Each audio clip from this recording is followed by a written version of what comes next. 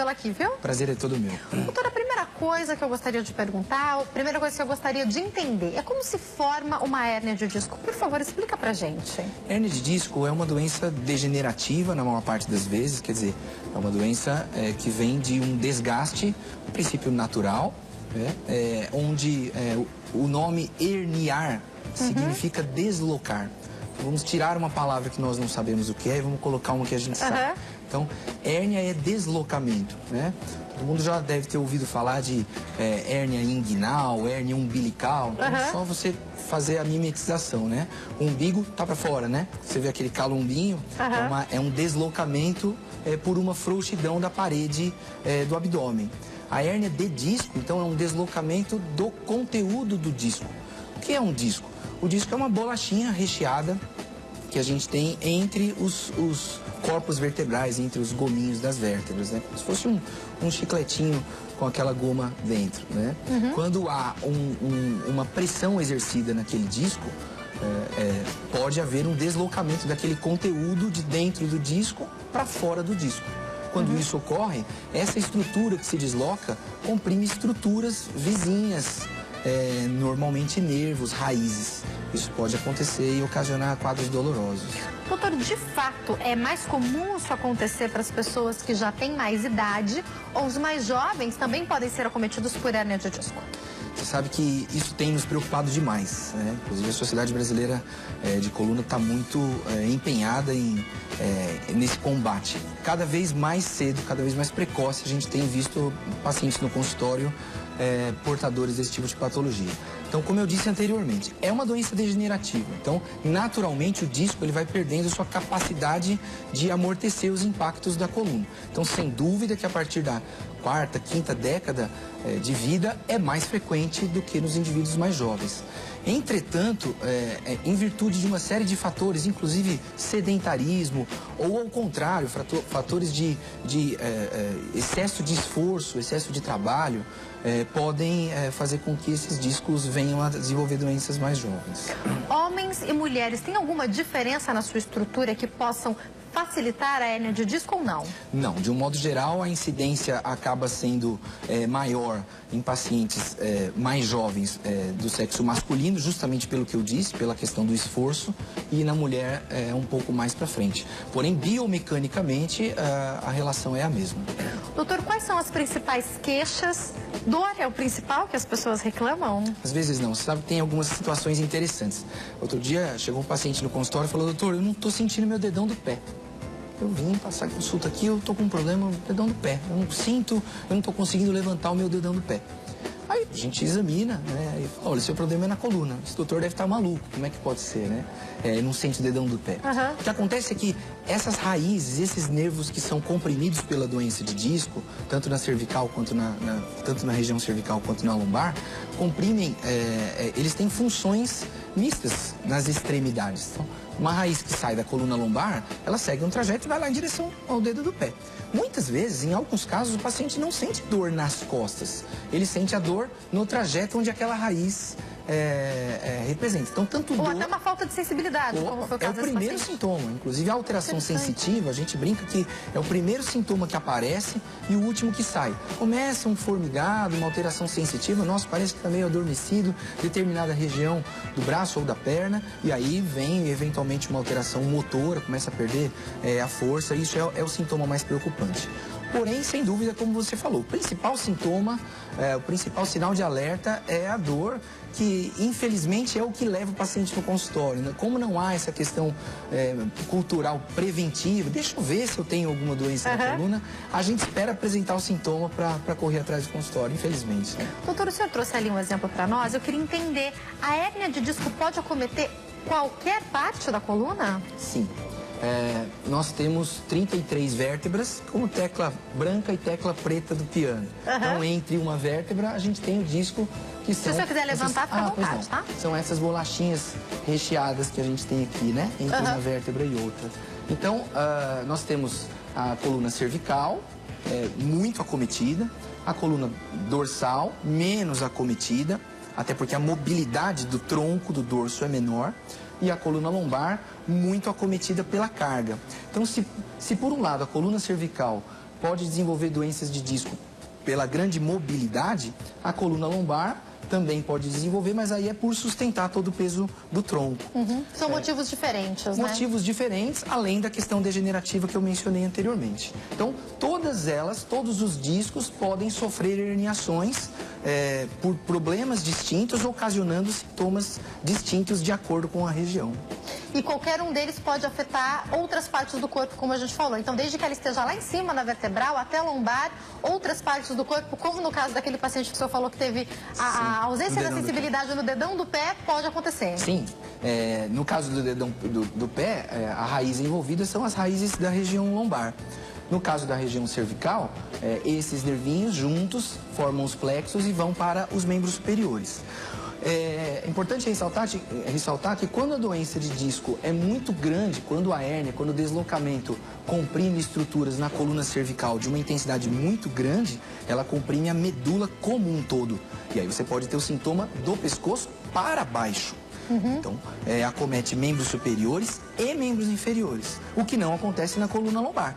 Como se fosse os nervos são como fios elétricos, né? Uma vez comprometido o sinal, é a partir dali. Então, essa é a grande preocupação da doença de disco cervical em relação à lombar. Doutor, pode ficar à vontade? Eu gostaria de entender algumas coisas. Sempre que a gente pensa em problemas ou acidentes com a coluna, a gente pensa na possibilidade da pessoa perder movimento, da pessoa não conseguir andar mais, da pessoa ficar aleijada, tetraplégica e assim por diante. A hérnia de disco pode causar algum problema assim?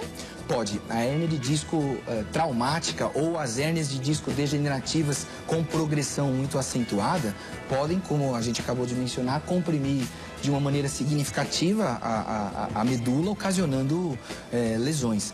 A grande diferença é que, em relação à questão do trauma, do acidente, das fraturas, quer dizer, quando você tem uma lesão óssea envolvida e é uma coisa aguda, é um evento, um acometimento, essa agudização do problema ocasiona um problema imediato. Diferente de uma doença degenerativa, onde o disco vai, ao longo do tempo, estufando, comprimindo levemente estruturas. É aquela dorzinha que você... isso aqui não é nada. É aquele armário Toma um analgésico e passa aquele armário que você carregou meio diferente, o final de semana, que você jogou uma bola sem ter um condicionamento físico. Então, a grande diferença é que as doenças de disco, elas vão sendo ocasionadas, na maior parte das vezes, de uma maneira insidiosa, que a gente chama. Exceto quando você sofre mesmo um acidente ou tem um evento onde existem as hérnias traumáticas. A hérnia de disco, ela pode ocorrer em virtude de um acidente de carro também, como as fraturas. E necessariamente, se ocorrer uma fratura numa lesão, numa região onde você tem medula, né?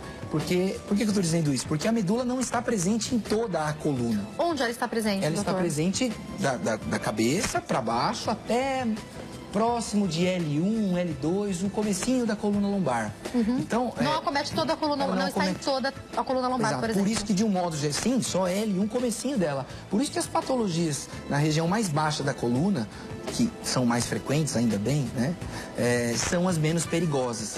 É muito menos perigoso você ter uma lesão o mais baixo possível, justamente para você não acometer a medula. Se você tem uma doença de disco na coluna cervical e ela está comprimindo violentamente a medula, como eu disse, dali para baixo. Né? Qual o perigo de acometer os nervos, doutor? Os nervos são tecidos nobres. Quando o médico diz que é um tecido nobre, o que ele está querendo dizer? Que é um tecido que não sobrevive sem oxigênio.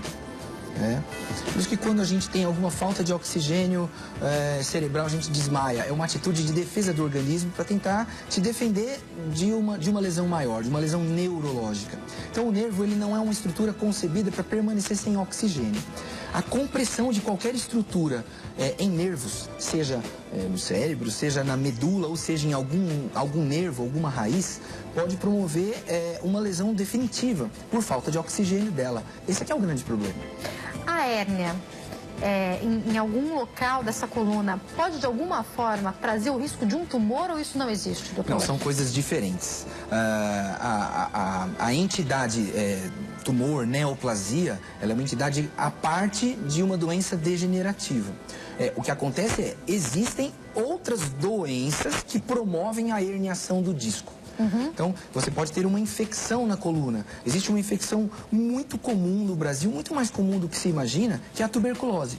A tuberculose afeta a coluna, não é só o pulmão. Ela ainda é comum e a coluna? Muito mais comum do que a população pode imaginar. É uma doença extremamente prevalente ainda no Brasil, infelizmente. E ela pode causar hérnia? E ela pode ocasionar uma doença no disco, né, chamada de discite, quer dizer, uma infecção fúngica, né, pelo mesmo bichinho lá que pega a tuberculose, o mesmo que pega no pulmão, igualzinho. E ela ocasiona uma lesão no disco que evolui muitas vezes com sintoma como se ele fosse uma hérnia, porque ele acaba estufando o disco e ele acaba promovendo um sintoma similar à hérnia. Ou um tumor também pode promover sintomas similares à hérnia. Agora, a hérnia de disco, a entidade hérnia de disco não necessariamente evolui para um tumor. Isso é uma pergunta bastante frequente mesmo. Doutor, eu queria que o senhor explicasse mais para nós com relação à prevenção. Sempre que eu trago médicos aqui, a gente fala sobre doenças, existem doenças que a gente fala, olha, a gente ainda não tem prevenção, a gente só fala de detecção precoce da doença para um tratamento o quanto antes. No caso da hérnia de disco, tem prevenção? Tem. Apesar de você ter fatores onde você não consegue brigar, por exemplo, fatores genéticos... Não dá pra controlar, né? Não dá pra controlar, né? Tem que brigar lá com o papai e com a mamãe, né? Então faz parte. Mas sem dúvida, olha, congresso vai, congresso vem, evolução tecnológica e não se muda de assunto em relação à questão preventiva. Condicionamento físico, exercício, atividade física regular, atividades de resistência física, controles de mecanismo postural, seja no seu trabalho, seja em casa. Ginástica laboral é uma boa? Ginástica laboral é muito importante, porém ela apenas impede ou não exacerba as situações que acontecem no seu ambiente de trabalho. Ou seja, sozinha ela não vai fazer tudo, sozinha, né? Não. Ela, vamos dizer assim, ela consegue diminuir um pouco o problema durante a atividade profissional. Mas você trabalha 8 horas, as outras 16 horas você está fazendo alguma coisa. Então, se o colchão não estiver adequado, se a sua atividade de lazer não estiver adequada, se você carrega o seu filho de uma maneira inadequada, se você assiste TV de uma forma inadequada, quer dizer, nós temos que pensar na questão postural como um todo. Então, tanto a questão postural quanto a questão de condicionamento físico. O atleta de alta performance, o coletor de lixo, quer dizer, vamos pensar numa situação bastante abrangente. Nós temos que pensar se aquela pessoa tem efetivamente resistência física para exercer aquela função. Eu brinco muito, eu participei de um trabalho quando eu era residente, comparando consumo calórico, gasto energético de atletas de alta performance com donas de casa. Então, a gente fala muito assim, não, doutor, eu sou muito ativo, eu lavo, passo, é uma coisa doida, carrego os filhos, um em cada colo, uma loucura. Então, por que eu cito muito esse trabalho? Porque uma coisa é esforço, outra coisa é atividade física, né? O nosso organismo... E as mães falam que a maratona, e realmente é uma maratona em casa, mas não significa que esse esforço seja igual a uma atividade física, né? Impressionante esse trabalho, uma comparação que eu me lembro até hoje, assim, nós comparamos um atleta, um saltador com vara, um jogador de futebol, meia hora de um jogo de futebol, de uma partida de futebol, tem o mesmo consumo calórico de 4 horas passando roupa. Opa! É um dado impressionante, mas ele é um dado científico, isso aconteceu, nós presenciamos esse estudo. Então, é muito importante ressaltar que para que a dona de casa consiga fazer essa maratona, como você mencionou, ela precisa ter resistência física. Você não consegue colocar um jogador para jogar futebol se ele não treinou, se ele não tem condicionamento físico. Ele pode saber jogar bola, mas se ele não tiver condicionamento físico, ele vai se machucar. As atividades de maior impacto não são atividades recomendadas para a coluna, justamente porque nós estamos falando de uma atividade onde você pisa no chão e o chão pisa em você de volta. Então é muito importante. Então vamos começar a fazer uma atividade física? Vamos. Comece com as atividades de menor impacto. Trabalhe bastante o alongamento, o fortalecimento de grupos musculares, ao invés de você... então vou começar a fazer uma caminhada, uma corrida, um esporte de quadra.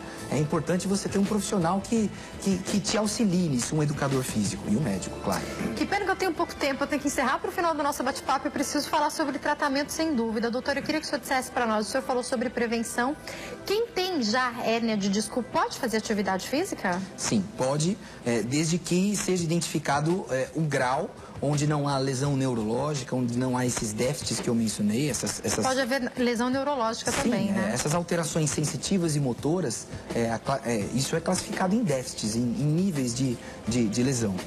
A maior parte, importante ressaltar, que a maior parte das doenças de disco, das hérnias de disco, são de tratamento clínico. O tratamento cirúrgico, ele existe, é importante...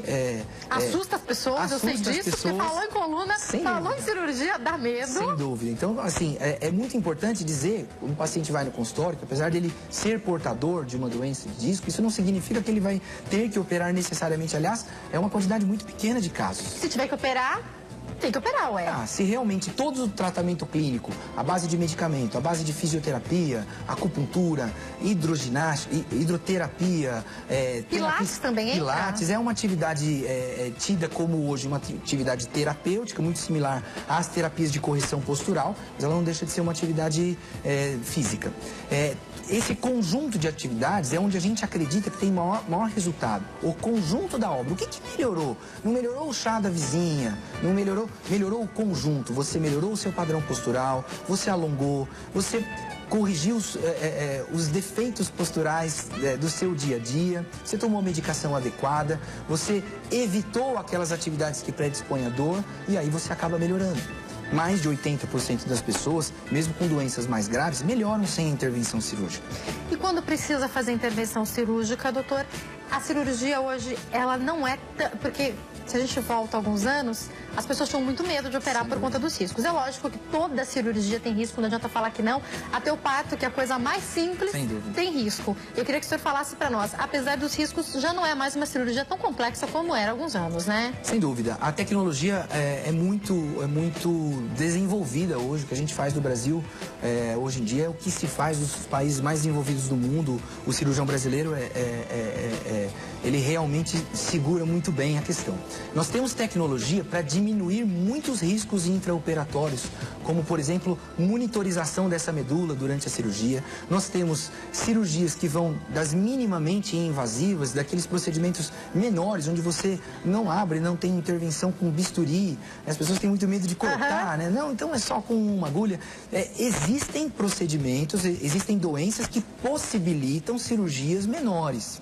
Isso não significa que toda cirurgia pode ser pequena. O paciente fala com o consultório, doutor, eu vi um programa, eu vi uma coisa que faz com luz, com laser. Não é necessariamente todas as doenças que são passíveis desse tipo de intervenção. Quanto menos agressão, de um modo geral, melhor.